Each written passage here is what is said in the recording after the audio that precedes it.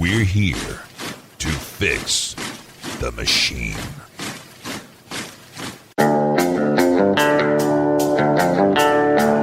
Battlefield Live.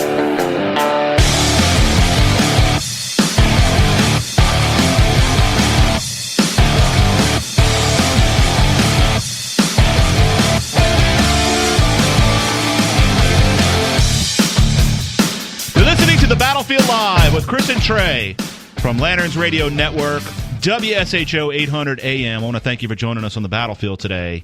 And I am in studio with the new and improved Trey Roberts. He's sitting, if you're watching the webcam, you'll see that. Improved? Yes. Trey has actually lost a ton of weight and has gotten a lot younger. You know what? It's ironic that you say that. Today was the first day that I injected pregnant urine hormone. So I am on the path to victory. If anybody's watching the video, they would see that it's working very, very well. And I'm in a remote studio, so don't let him fool you. That is the incredible Taylor Pele. That is not. Don't get excited, people. I have not found the weight loss cure. So I am actually very proud of our good friends over at the Greater New Orleans Tea Party. GNOTP. That's right. The Greater New Orleans Tea Party, you got to look them up on Google. They actually are in the news. They actually made Breitbart News. National news, right? That is right. And I don't know if you all had a chance to watch this video yet, but we're going to post it on our on lanterns.buzz in our archive for this show. But there was a state representative that basically attacked the Declaration of Independence on the Louisiana state floor of the House. Dude, the Louisiana state legislature on both sides of the House of the legislative, process, dude, they are tripping from the tossing of dollar bills at people when you're talking about sex trafficking to amendments to where they said no woman can be a stripper if she's not 21 years old or weighs more than 116 pounds. So I also want to mention that it looks like we are going to have Rob Maness on the program today. That's great. That'll come up, I think, coming up in about 15 minutes or so. Yeah, so that's really exciting. I'm excited to talk to him. This will be the first time I've actually spoken with him. We actually we did a town hall meeting at our church. Right. And we got some time to meet with him. I actually sat in on a meeting with him and Pastor Mike one-on-one. Awesome. And Pastor Mike prophesied to him that he would eventually be a United States Senator. And I want to find out from him if he feels any sort of justification in the fact that the guy that Louisiana put in there for Mary Landrieu, talking about Senator Bill Cassidy, this is a guy with a 50% conservative rating. Yeah. I mean, like, why did we even elect a Republican? He's half conservative. He's half conservative. He's like Barack Obama. So would that be the glass half full or half empty? Listen, I think if you pull the lever for him, you can only go, well, I voted for the half of him that's conservative. Right. So I wanted to get a little bit more into this story with the state rep. And you all, if you haven't yet, make sure you check out meetup.com/GNOT party. Check it out. And that's where I found this article. And so basically this is what's going on. State Representative Barbara Norton, Democrat, led a charge against HB 1035. Okay, and what this measure was, it was actually introduced by Representative Valerie Hodges, Republican, and basically it would set a requirement for students to have to recite a certain passage of the Declaration of Independence. Now, one of my things that I always get a little, I guess it's at the state level, it's not as bad as at the federal level, but I get a little nervous about when you force people to recite certain things. But if there's anything that I would want to force somebody to have to recite, if I had to choose, this would be what I'd want them to recite, right? Right. So basically, this is what they want to have them recite. It says, and you may have I think you probably have heard this before, folks, but we'll go ahead and read it. It says, "We hold these truths to be self-evident, that all men are created equal, that they are endowed by their Creator with certain unalienable rights, that among these are life, liberty, and the pursuit of happiness. That to secure these rights, governments are instituted amongst men or among men, deriving their just powers from the consent of the governed.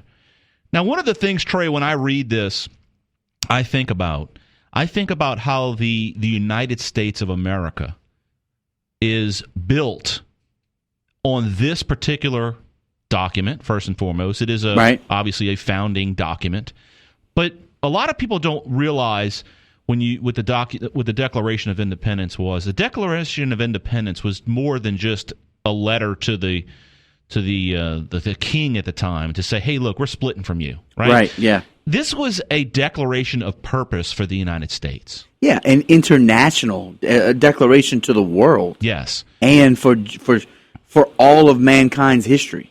And what a lot of people, I think, do not realize is that the Declaration of Independence set forth the worldview of the United States. Yeah, absolutely. In other words, when you invoke the Creator in your founding document, the document that actually came before the document that structured the government, to me, this is the worldview, the establishment of the worldview of America. So any other worldview that doesn't appreciate the fact that our rights were given to us by something other than man, in other words, from the Creator, then you are inherently against the United States of America. It's A plus B equals C, right? That's I mean, it's correct. simple logic. So if you take an atheist worldview, or Right. you take a secular humanist or a cosmic humanist, if you're a Hindu or a Buddhist, if you don't believe in a singular divine creator, Right. then you must, just for intellectual integrity, you must reject the founding of America. And not only that, but I always ask the question, especially when I'm introduced to someone that is a self-proclaimed and outward atheist, right? Which to me, atheism is a paradox. It's more in of a itself. faith Right. than anything else. Right. So I always ask them, where do your rights come from? I know where my rights come from. My rights don't come from some man on this planet. Right. So by knowing that, I know that there's no man that can take those rights away. Well, and they immediately, just to play that side of the argument, because we've had it before, Right. immediately they go to, well, the government had to be created so you could have those rights. Right. So men created it, so I get my rights from the government. That's right. And look, I always get like a deer in the headlights look when I ask people this question that do not believe in God, because they're like, well, I give myself my rights. I said, well, if you give yourself your rights, then you can give yourself whatever right you want. You can have the right to somebody else's property. You can have the right to kill someone, right? You can have the right to do whatever you want. To be a woman if you're a man. Yeah, and so of all the worldviews, we've eliminated all but two. Right. Worldviews that have ever existed or that still exist today to understand the belief system behind the founding of America. That's right. And that's biblical Christianity or Judeo-Christian ethics Right. and Islam. That's correct. In Islam, Let's see. Let's go. We got A or B. Which one is... did you know that George Washington's middle name was Mahmoud? Little known fact. and his descendants actually ran Iran, right? Right. Yeah. And I don't want to pull your string on the Islam discussion. We'll be here Right. for a while. 504-527-0800 if you want to chime in with us, by the way. So I wanted to read a quote from this representative, Barbara Norton, Democrat. Norton! Yeah, she says, and this is she says this directly to Hodges, Valerie Hodges, Republican, who introduced this measure. And she says, one thing I do know is all men are not created equal. When I think back to 1776, July the 14th, African Americans were slaves. And for you to bring a bill to request that our children will recite the Declaration, I think is a little bit unfair to ask those children to recite something that is not the truth. Dude, that is nightmarish. You know what I'm saying? If I got to hear that for a long, like 8 years or 4 years at the worst, I mean, I don't know. I mean, I don't even know what I'm going to do with myself. Easy there. I can't hear you. I know. So what? This is what I don't understand. So Norton is upset. I mean, let's pull the PC out of this for a second. Right. So Norton's upset that black kids right. would have to recite something right. that she's claiming at the time it was written right. wasn't meant for kids who looked like the black kids of today. That's right. Okay. So she then also would have to then reject people like Frederick Douglass. That's correct. Who claimed that the Declaration of Independence was in fact the first Emancipation Proclamation. Right. Like that was what he used to argue against slavery. Right. There would be no Dr. Martin Luther King Jr. without the Declaration of Independence. That is correct. This is the same standard that every real civil rights leader, not the co-opted, communist agitator civil rights movement. This is what the genuine civil rights movement leaders and conservative black leaders like Booker T. Washington, Nanny Helen Burroughs, right. just to name a few, right? The actual founders of the NAACP, they all clung to the Declaration of Independence. So when I hear Miss Norton, okay, when I hear Norton, that is a new name. So when I hear her say that this is problematic, I hear this from time to time, and I look for like the stuff that's like maybe somebody penciled in something on the Declaration, like we hold these truths to be self-evident that all men are created equal, except black people.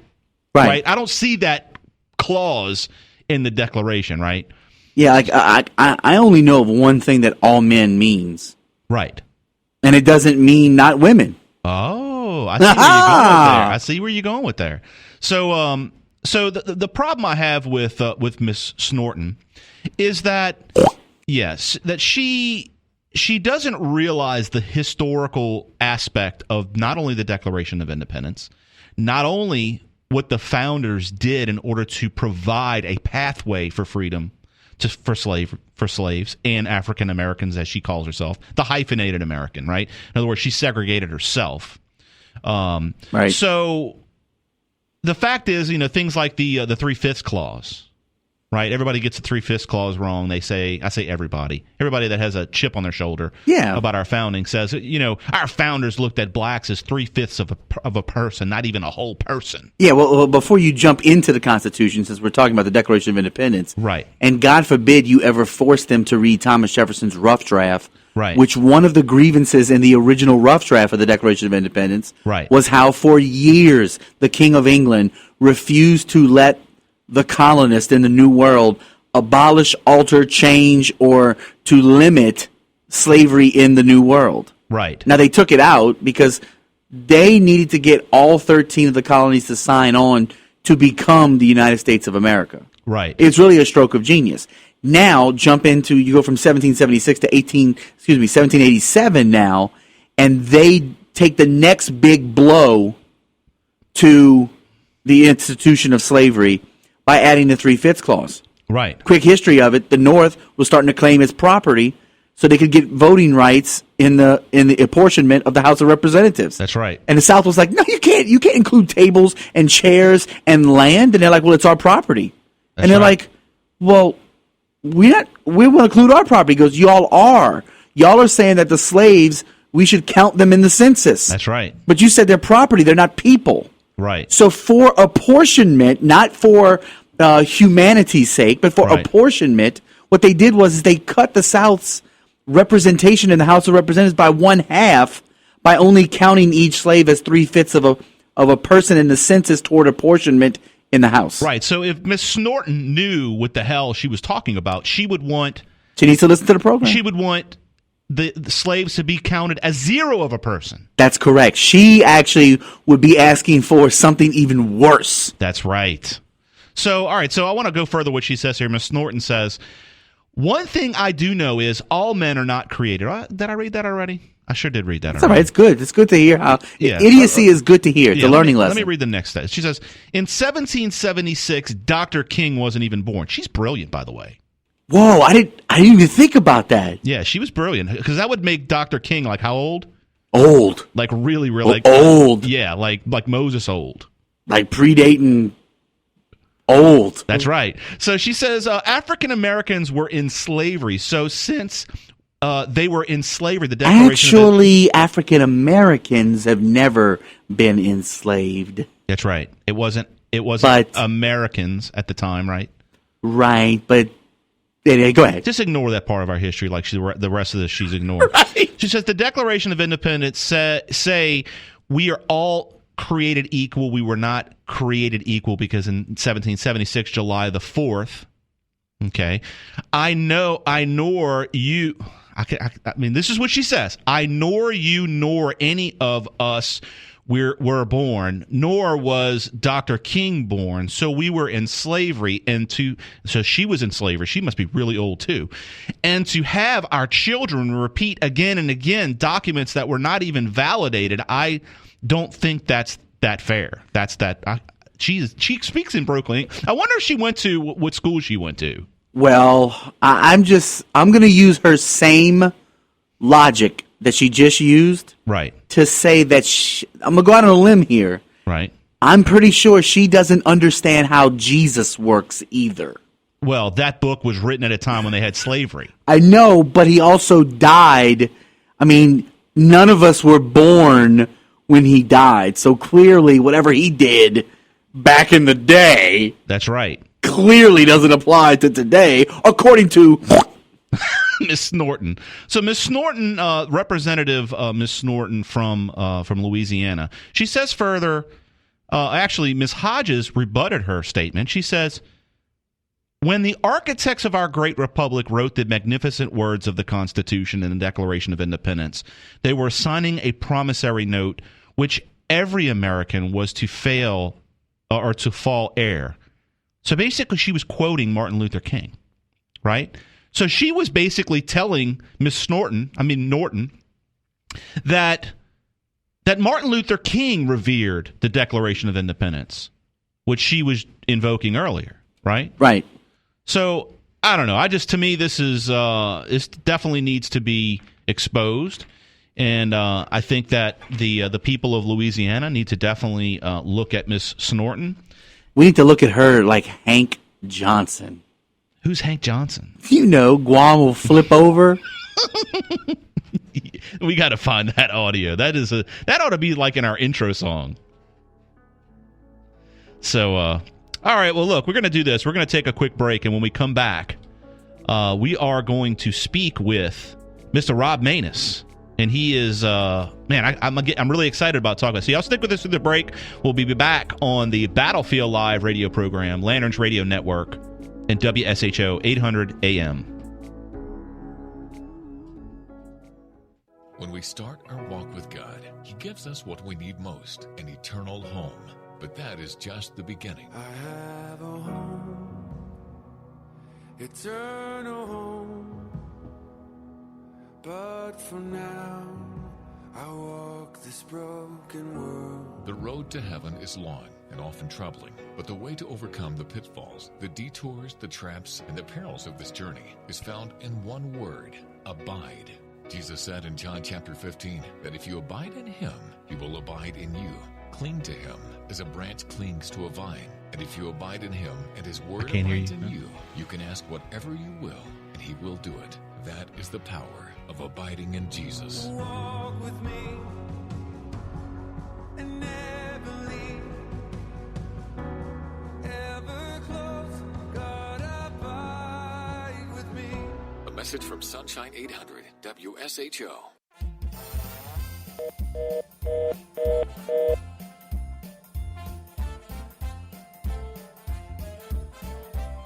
Saints of New Orleans, it's time to go marching in. And it's time to go marching in with Pastor Ed with today's Sunspot. We'll be reaching out to Pastor Ed in just a few minutes, and as we get him to call back, we got disconnected there during the break. So stick around during the next break when we try to get back in touch with Pastor Ed.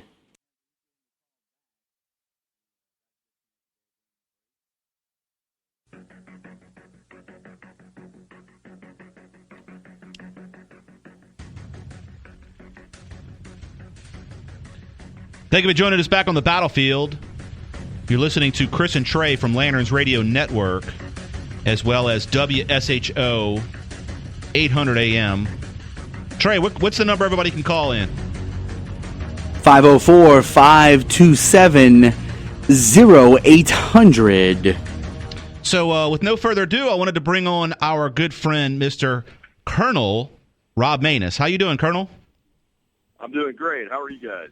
Doing really good. Doing really good in New Orleans, and it's always fun trying to get down here with the traffic. So I wanted to jump right in. I actually was reading an article on your website, robmaness.com, and in the article that I was reading was about the Obama's bathroom power grab as a symptom of a greater disease, and I found it actually really compelling. My question for you is: you mentioned that this was more or less a progressive type of attempt to fundamentally transform the country. And I wanted to kind of get your opinion on that and tell the folks that are listening how you view this bathroom power grab is not only a symptom for a greater disease, but also what is it? What's the intentions? What's it trying to do? Well, it's a progressive attempt to fulfill Mr. Obama's mission that he stated when he was elected the first time, which was to fundamentally transform America, obviously. But what we see it as from an American perspective is a extra constitutional act that is intended to consolidate more power to one of the three branches of government, in this case, the executive branch. And to continue to do that, to seal Mr. Obama's legacy and continue to build the bureaucracy and grow government. Unfortunately for him, it's a direct violation of our natural rights or our creators' rights. I heard y'all talking about the Declaration of Independence on your first segment. Right. There, that God has given all of us the right to life, liberty, and the pursuit of happiness. So where one person's liberty is you can't place a man-made right over that God-given liberty, and that, in my view, is what's being attempted here. Right. So one of the things that a lot of we always get into the political discussions and try to find out policies, but one of the things that when I do go to the polls to vote for someone that's going to represent me, I always want to understand the character of the person that I'm going to be voting for. And one of the things that, I've read about you is your service to the nation. First and foremost, I wanted to thank you for that, because without you doing what you had done, as well as all the millions of other people that have served this country in the military, I wouldn't be able to do what I'm doing right now, and Trey as well. So I just wanted you to kind of just give us maybe, I guess, a high-level background of your experience in the military and tell us a little bit about that. Well, to give you the biographical stuff, I enlisted in the Air Force when I was 17 years old as a bomb disposal technician. Went to college at night school. After I finished college, I got commissioned, survived 6.5 years of doing bomb disposal work, and I'm very grateful for that and grateful for the great Americans that I served with and also other NATO allies and those kind of folks that I served with. And after I got commissioned, I started flying in the Air Force and flew in 3 different platforms, but most of my time was in the B-1 bomber. I served as a squadron commander in the B-1 and eventually I served as a wing commander at the 6th largest Air Force base in the world out in Kirtland Air Force Base, New Mexico. Along the way, I got master's degrees from Harvard University and the Navy War College and Air University in things like international relations, national security, domestic politics, strategy, operational science. So I'm very well educated for a role in the United States Senate. That's why I'm running for the United States Senate. I not only have the educational background, I have the leadership experience and 3 decades of leadership learned in the real world. I've actually given orders in combat and have to live with them, the results of those orders the rest of my life, unlike the 11 politicians that I'm running against. And I think we need that in the Senate because its role is to be a check and a balance on things like foreign policy, on treaties. Also, I'm a constitutionalist, so I think that we need more constitutionalists in the Senate to be a check and a balance on judicial nominees for the Supreme Court, especially. My litmus test is that if you aren't an originalist and view the Constitution through its original text and in the context that it was written before you make a decision on whether something is constitutional or not, then you're not qualified to serve on the Supreme Court as a justice. And we need to get back to that. And Justice Scalia was a good example of that. Amen to that. Colonel Maness, this is Trey Roberts. You and I have met a couple of times. We did a town hall for you at White Dove Fellowship, so it's always good to hear your voice and talk to you again. My question to you is, do you understand how important people like you, like how bad this nation, like I just want, do you understand the times right now and how badly this nation needs conservative, principled, constitutional representation in our Senate today? I mean, because this is, you in essence, we are blessed here in Louisiana to be able to send you to the Senate. Right. And, I look at somebody like a Ted Cruz who's got a 97% rating with Conservative Review. I look at Mike Lee who's got a 99% rating. Like, when we send you, I'm not trying to put any pressure on you, but we are hoping to send you to Washington, D.C. to go into the belly of the beast in the Senate and to be a 95% score or higher conservative and give these constitutionalists some backup and not be like the one that we just sent a couple of years ago whose ranking now is at 50%. I'm talking about Bill Cassidy, who, of course, you ran against. So that's no new thing to you. But do you sense the urgency of the Republic right now for people like you in the Senate? Well, absolutely. I sense the urgency. That's why the 11 politicians that are running in this race, too, are all saying that they're the outsiders, that they're leaders, and that they're going to fight against Washington. Even the two guys that are in Washington right now are trying to say that they fought against Washington and they're the constitutional conservatives in the race. But there really is only one truly non-politician in the race that has the real-world leadership experience. And their problem is that they've learned leadership in the political world. That's what's failing us. Right. We need folks that actually can sit and talk about Article 1, Section 8 of the Constitution with a senator like Mike Lee, and I've done this, and take an oral test with him to see if I fully understood Article 1, Section 8 to the level that he says he knows is needed in the United States Senate. He's actually tested me, did that a few years ago when I first met him. He and Rand Paul and Ted Cruz have all been my mentors over the last 3 or 4 years since I started this endeavor, and I'm ready. I'm ready, especially from a leadership experience perspective, and I'm ready from a constitutional perspective. I've served the Constitution all of my life. I fought for it. Since I left the military, I served as a director of safety and technical training for Entergy Corporation, a Fortune 500 utility company here in Louisiana, Arkansas, Mississippi, Texas. I ran 4 training centers, and one in each of those states. So I understand energy, and I understand the utility business. I understand the oil and gas business because I've invested in an oil well system, and I understand the risk because I lost everything in that oil well endeavor. But I understood the risk when I was going into it, and that's what makes America the greatest nation in the world. Is that regular people like me can grow up and come from a very poor family and grow up and achieve whatever goals that we set. That everything is achievable. Just like Mr. Obama, that came from a single-parent home, grew up in a nation that wasn't exactly the friendliest to folks of his race, but has overcome that, and the country has overcome that, and continues to work hard to overcome the vestiges of what's left of those times. And he's the president of the United States and has been for 2 terms. I mean, whether you like the guy's policies or not, he's an American that's achieved his fullest potential.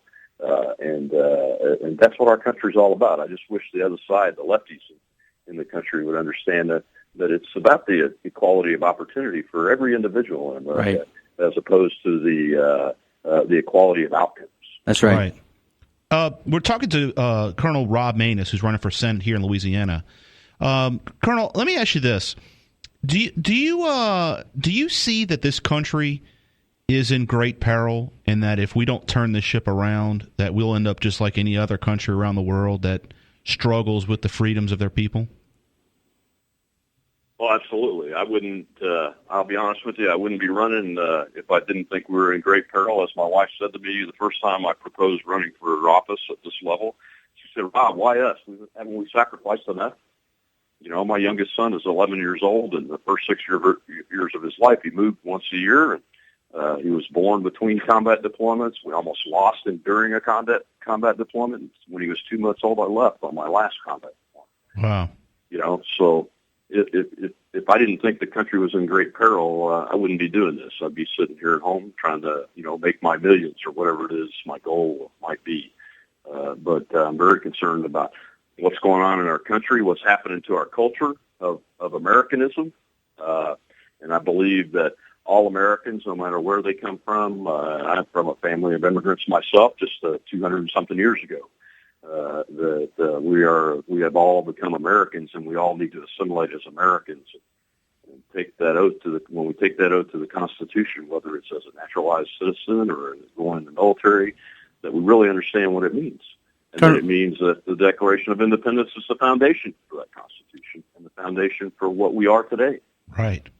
Colonel, I think a lot of people are familiar with you because of your first run, but if they're not and they want to get involved, they want to donate, where is there a place that they can go to find out more information and also to be a part of be a part of your team and help you get elected? We do need help, and we need people to go to robmaness.com. That's robmaness.com, ROBMANESS.com, to sign up to volunteer or make a donation. If you want to get a yard sign, there's a store tab on robmaness.com, and yard signs are sold at cost. So it takes less than 72 hours to get one delivered to your home. That's the most convenient way to get it done. And we get credit for the donation, and that's what we have to have some money. We don't have to have all the money that the big politicians have, but we have to have enough.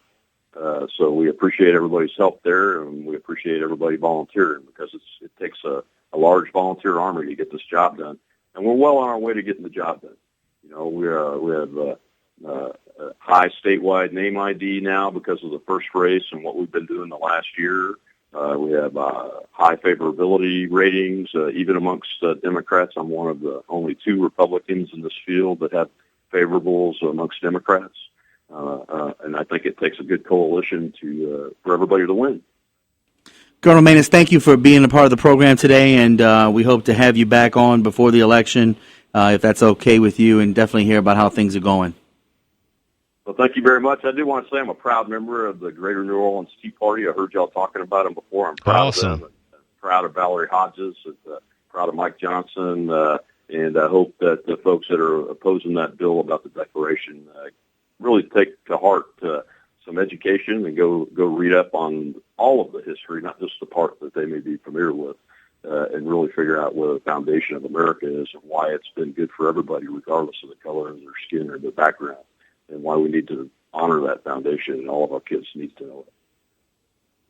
Thank you, Colonel. Appreciate it. Thank you for being on the show, and we'll talk to you down the road. Thank you very much. All right. Have a great day. That was Colonel Rob Maness here with Chris and Trey on the Battlefield Live on WSHO Sunshine 800 AM. I see we had a question, Chris, before the show. Before Colonel Maness came on, we were talking a little bit about this bill of the Declaration of Independence, and the caller didn't want to go on. They didn't want to go on the air. Okay. But they posed this question. They said, if you guys are correct in what you're saying about the Declaration of Independence, she said, why then does Congress every 5 years have to vote to renew the right for blacks to vote? That was her question. And she said she wanted the two of us to answer that. So are you familiar with that? No, I wasn't aware of that. So in 2016, and I mean no disrespect to how I'm going to handle this before the break, but in 2016, we all have a responsibility because of where the country is. Right. So when we hear something that we're not sure of, there are too many resources out there. Right. That serve to, you have places like factcheck.com, Snopes, you have urbanlegends.com, you have all manner of truth finders for the email, the chain letter email that you receive that really ticks you off. Right. But all you have to do is go to your favorite search engine, type in, does Congress have to vote to renew black voting rights every 5 years? And the entire first page tells you about all the myths and every version of that lie that's ever come out. Yeah, but Trey, come on, dude. All those websites are run by white people. I don't mean to be belittling or to be condescending, but if you have never researched that in the 2.6 seconds it took for me to ask Google to say, oh, that's not true.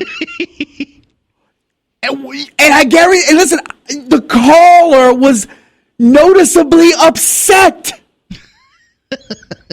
So how long do you think she's been harboring this level of upsetment over something that's just not true? And this happens all the time. Do you remember during the last presidential election cycle, there was an email going out that supposedly Mitt Romney at a speech had said that he regretted that his family owned slaves at one time? Yeah. You remember? Yeah. And I was put into an email that I looked at all of the emails that it came from. Right. And they were mostly from people I knew who were black. Right. And who I was included in, who it got forwarded to. Right. The majority of the people were black. And I went, oh my God, if Mitt Romney said that, dude, he's done. Well, the thing is that people do not realize, a lot of people do not realize that that first and foremost, race is fabricated. There is no genetic modifier that lets people see the fact that they're either black or white. In other words, you can't determine if someone's black and white unless you simply look at them, correct? So racism is something that was fabricated by people that hated another type of person, right? It has nothing to do with some type of genetic formation, if you will, right? Secondly, you have tons of claims of racism in this country. In a time when we have a black president, we have a black attorney general, we had another black attorney general before that. And, I mean, there's obviously people out there that are racist, right? On both sides of the coin. And that coin is fabricated. Race was created to divide people, folks. And we have to do our best to eliminate that. But in order to do that, you can't spread lies. You can't buy the lie. Because we are all equal. Stick with us on the battlefield. We'll be right back after the short pause. You're listening to Chris and Trey from the Lanterns Radio Network and WSHO 800.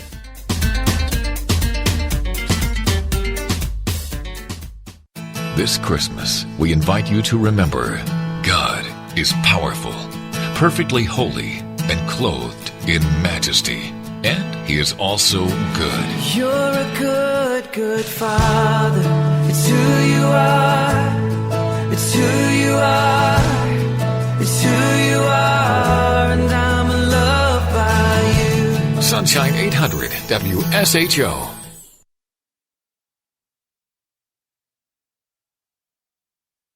Are you looking for a reasonable and affordable way to enhance your image or your company's image on the internet? Are you looking for ways to leverage internet technology to streamline your business? An upgraded website or web application is the way to go. Vast Virtual Solutions is a technology company that specializes in developing websites that operate on the cutting edge with the ability to save you and your business time and money. Visit vastvirtual.com for a business quote today. vastvirtual.com. Have items you'd like to have liquidated at an auction? There'll be a big 3-day summer public auction where you can have surplus equipment, trucks, trailers, farming equipment, and marine items liquidated on consignment. The deadline's approaching for the July 28th through 30th auction in Livingston, Louisiana. To get more information, call 1-800-850-2252. 1-800-850-2252. HendersonAuctions.com. Auctioneer M. Henderson, Louisiana license 136-16.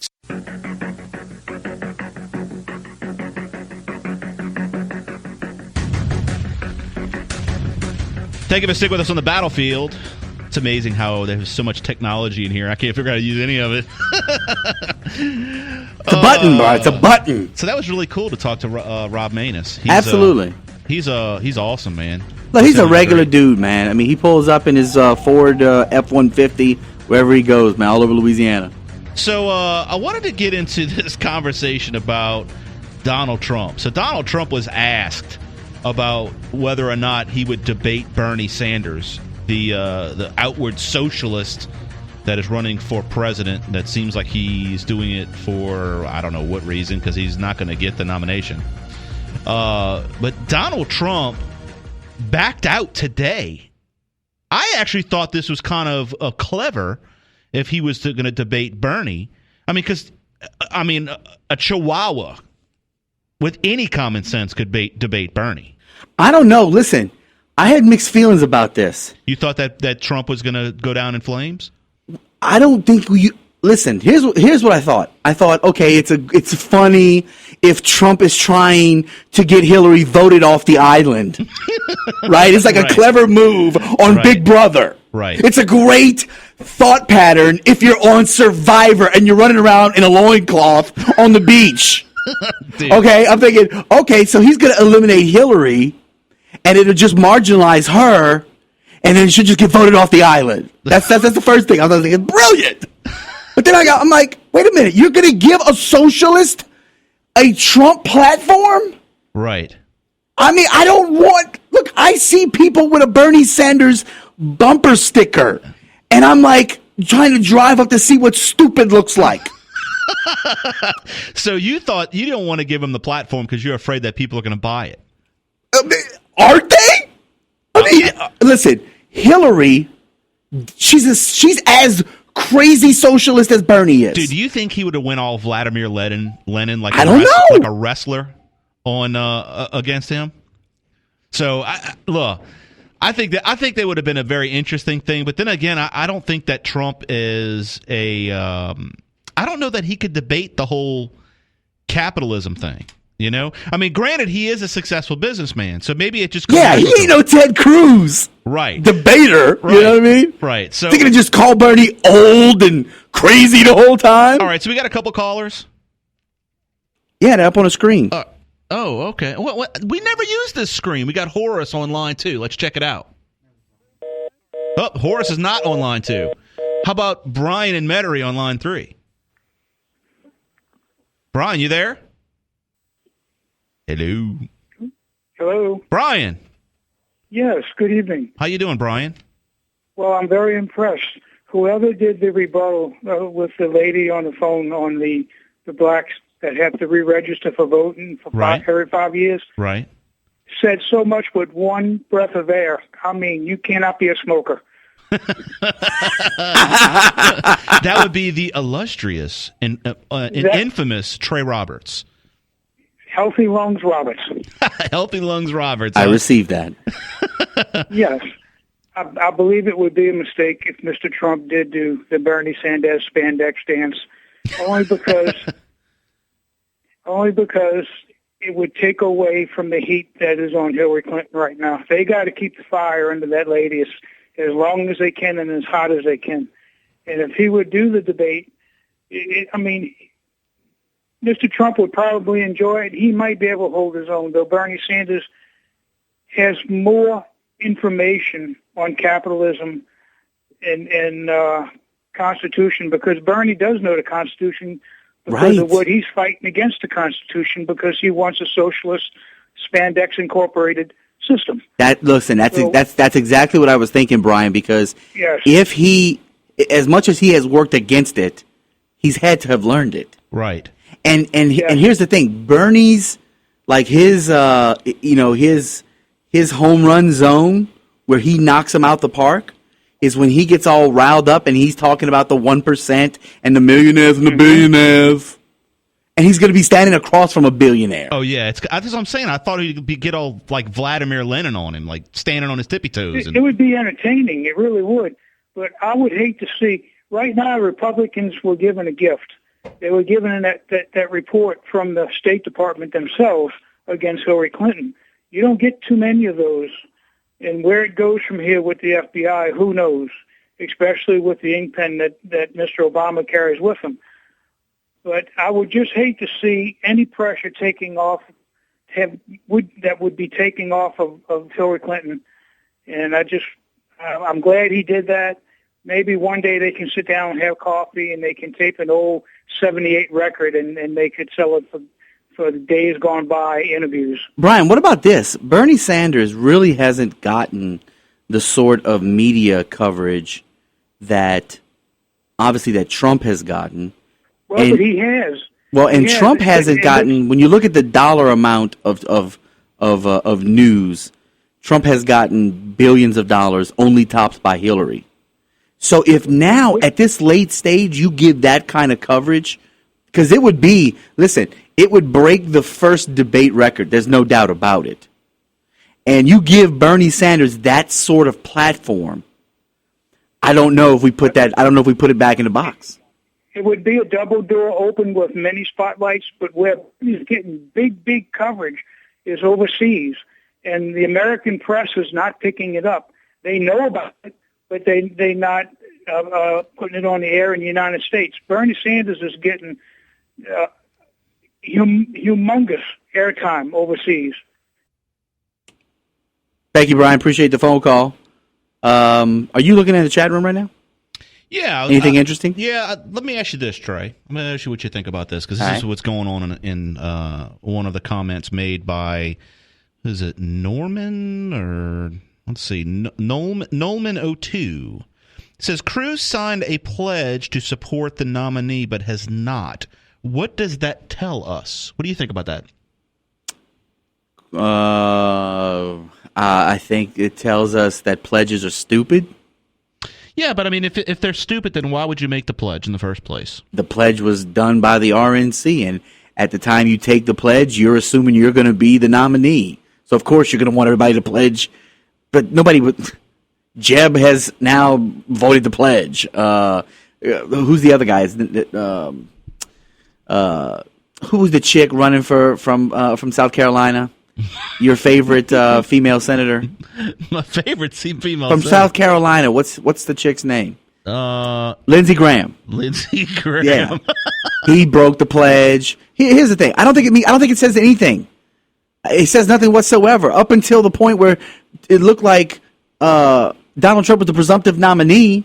Right. He was out there throwing third-party around like he wouldn't keep the pledge himself. Pledges are stupid. They should not have made. The RNC was hoping not to get split wide open in the chance that Trump gets beat. Right. Let's go back to the phone lines and let's go to Tony. Tony, welcome to the Battlefield Live with Chris and Trey on WSHO. Hello, guys. Hey. What's up, Tony? Well, I wanted to get a little clarification. I thought I heard a while back, just a few minutes ago. I'm not sure who said it. I just kind of was walking in and out. And I taught Putty that. Let's see. Somebody said there's no such thing as race. That's correct. That's correct. All right. Help me understand. What do you mean by that? All right. So all you have to do is to do a quick Google search, like we told the other lady, and see if there's scientific evidence of race. In other words, if there's genetics that determine if someone is a black or white person. Right. In fact, I don't know about you, Tony, but I don't think I've ever seen a black person. Correct. I've seen people a little darker than me. Right. Would you agree? Okay, so we have various shades and tones of which color is the beginner, and then what happens. Well, here's the thing. There is no such thing as the color of beginner. There's a chemical in all of our bodies known as melanin. Melanin is a chemical that determines the darkness of someone's skin tone. So someone who is very, what we would say, fair-skinned, skinned, has very little or a low percentage of melanin. Someone who is very dark-skinned would have a very high level of melanin. And in fact, in people who tend to be low to fair melanin at normal levels, when they go out into the sun creates a chemical reaction that causes the body to produce more melanin, and that's how we get what we call tan. So we're all shades of brown. Now, let's go to the ultimate source. The Bible says that from one blood, God created all mankind. So there is one blood source flowing through all of it. There is a race.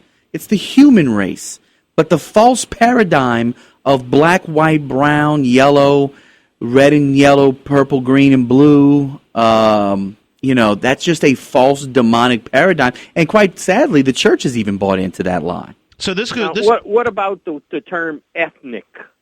On the ethnicity, is that applied to color shades? No, again, that's just another one of those terms. That's a rhetorical term used to. It sounds nicer than saying non-white. Okay, so you know where I think it's and something in the New Testament says, "Go into all the nations." Yes, and nations, tribes, and tongues. That's allegiances. Right, but that word nations actually really means go to all the ethnic groups in the world. Check it out and see, and you'll see. So I'm trying to figure, was Jesus talking about all the different, because different continents had different shades of people. Yeah, but every continent has different shades of people. And I understand no that. continent has one shade of people exclusively. Europe is probably the best example of that. Well, I understand now. America's got every kind of color, man. So does Africa. I mean, if you look at the entire... Yeah, that's true. But back then, it could have been different. I know, but nations, tribes, and tongues, those are definable. The second part of that verse where it says, from one blood, God created all nations, it says that he also established their borders. So what determines your color or my color? Is it in the melanin, the DNA? Yes. It's not a genetic marker that says you're like you're a male or a female. That's in your genetics, right? All right, but can that be altered or changed? Not at the moment, but there are techniques like CRISPR where they are trying to be able to splice, repair, remove, or modify certain genes. Can my genetic code make a mistake? Can it make me appear as one thing? Why don't you help us out? Get to the crux of your question, because I'm not sure. I think we refuted the original question. Well, when you tell me there's no race, that's the first time I've ever heard anybody ever say that. So I'm trying to think through some of your thoughts in this. Okay, all right, so that's fair. Race is always associated with colors of different people. Correct, and so there's no way. When I was the last time that I taught school, just about 5 or 6 years ago, there was no way to walk into the classroom and look at the classroom and be able to say, okay, that's a black kid, that's a white kid, that's a Hispanic kid, that's an Asian kid. Asian a little bit because the shape of the eye is still the same. But as far as like the races, especially in America, especially in the South, have the quote unquote races have so intermixed that you don't really get to see. Let me throw this out to you. When I hear this group called, like on PBS, they use this genealogy.com. Right. And they go around America checking in all the cities and telling you who you were. They do these gene testing and DNA testing down to the thing where they can percentagely even give you, if you came from Africa, so much from here, so much from here. And so then I'm trying to figure, does my genes and my DNA directively choose me a color? No. Thank you for the phone call, Tony. They're not choosing a specific color. They're telling you, if you spend the $99 and you do the swab and send it in, they'll tell you that your family of origin or your ancestry of origin comes from northern Africa, comes from Middle Eastern descent, comes from Asian descent, comes from Eastern European, Nordic. It'll tell you the regional areas that we have all now. Look, race came about. One last thing I want to say, Chris. Race was created when we decided we were going to get rid of slavery. Once slavery became seeming like it was going to become obsolete in the United States, I wrote about this in Emancipation Chronicles. Race then became something that was created. Darwin reinforced it by saying that the races had evolved and that blacks were closer to their monkey ancestors and whites had evolved further. So race became the argument to make people less than human so they could make the case for slavery. It was just neat how it's all come back around. Yeah, well, that's the thing. Race was created to separate people. I had a conversation online, a debate online with someone that called me a cisgendered person because I identified with the fact that I have genitals that make me a man. Right? The Declaration is not very gender friendly. So she kept calling me a cisgendered person. So finally, I called her a black female, and she got fussy with me. Right. And I said, "Don't get fussy with me. You are using something fabricated. You're using something fabricated to segregate me from society, and I am using a fabrication that was used to segregate you as in society. Why do we get rid of all these segregation?" And look, and biblically, there's nothing in the Bible that talks to race. I mean, one of the greatest speeches ever given was by Dr. Martin Luther King, where he said, that there won't be anybody yelling white power or black power. It'll only be human power and God's power. We got to stop being so obsessed. Yeah, and he quotes Acts. He quotes the book of Acts. Yeah, we got to stop being so obsessed with the ways that we are different and start unifying on the ways that we are unified. The Human Genome Project, when they mapped out the human genome, they traced it back to one single female ancestor. We all come from her, Eve in the Bible. Wow. So 10 seconds. So look, I want you to thank you for joining us on the battlefield. Make sure if you enjoyed the show to go to lanterns.buzz. Also go to battlefield.buzz. You can also follow us on Twitter at lanternsbuzz. You can follow me at Paul Revere again, and you can follow Trey at T-Rob Radio. So thank you for joining us on the battlefield. We'll be back next Friday, 5 o'clock Central Standard Time at WSHO 800 AM. Talk to you later. Tighter.